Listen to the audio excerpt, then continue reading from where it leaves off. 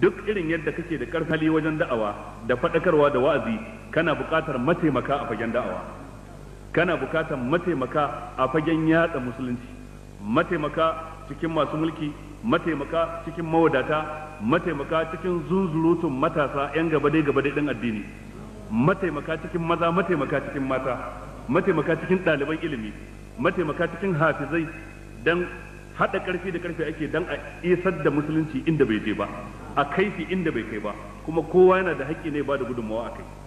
Da haka sahabban annabi suka zanto akwai 'yan kasuwa, akwai manoma, akwai masana hadisi, akwai mahaddata alqur'ani, akwai sojojin yaƙi.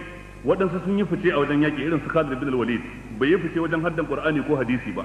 In an ce kawo hadisin da Khalid ya rawaito sai ka daɗe, amma da an ce kawo na Abu Huraira sai ka kana da guda 4 ko 5 a aljihunka zaka mika.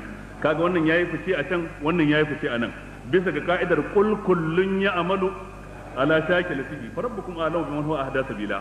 Kowa ya motsa a inda yake, likita ya motsa a inda yake, dan boko ya motsa a inda yake, malamin addini ya motsa, makiyayi, manomi, maza, mata, la tadkhulu min babin wahidin wadkhulu min abwabin mutafarrika. Suka ce karka tara tarkacenka na tafiya ka sa a kwando daya, raba. Idan ka tara a kwando daya kwandon ya bata ya zaka yi? in sa waɗansu a can, ka sa waɗansu a can, ka sa waɗansu a can.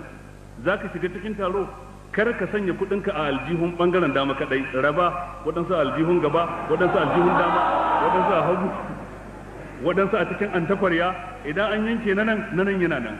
Amma in ka tara a wuri ɗaya sai aka murkushe ka, to shikenan sai me? Da haka hikima ta musulunci shine ta ko ina a shiga, kowa ya bada gudunmawarsa. La tadkhulu min babin wahid wa dkhulu min abwabin mutafarrika. Huwa alladhi ayyadaka bi nasrihi wa bil mu'minin. Shi ya taimake ka da nasararsa, shi ya taimake ka da mummunai. Ma'ana akwai bukatar a tallafawa annabi da nasarar Allah, a tallafa mishi kuma da nasarar da mummunai.